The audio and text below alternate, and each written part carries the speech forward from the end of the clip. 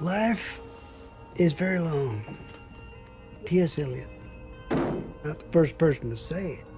Certainly not the first person to think it. Absolutely goddamn right.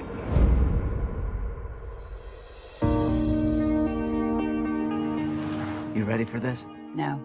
No way. Hey, Mom, I'm here. Oh, Mom, you're so big. Look at your boobs. Last time I saw you, you looked like a little boy. God damn your father for putting me through this. Do you remember your Aunt Karen? Well, that must be this year's man. Soon you'll be gone, never to return. Don't start with Your that. father, you broke his heart when you moved away. That is wildly unfair. You were Beverly's favorite, you know that. I'd prefer to think my parents loved their children equally. I'm sure you prefer to think that Santa Claus brought you presents, too.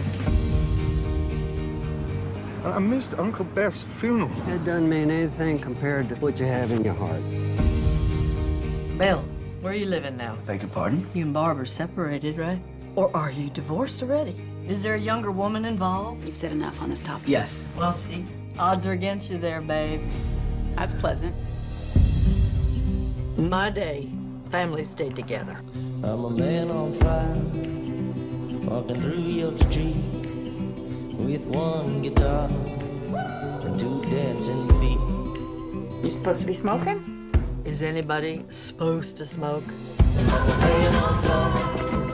What are you doing? Do I smell what I think I smell? Be a father. Help me. Our kid is trying to deal with this madhouse you dragged her into. This madhouse is my home. Yeah, think about that statement for a second. Marriage is hard. That's one thing about Mom and Dad. You gotta tip your hat to anybody who could stay married that long. Karen killed himself. Thank God we can't tell the future. We'd never get out of it.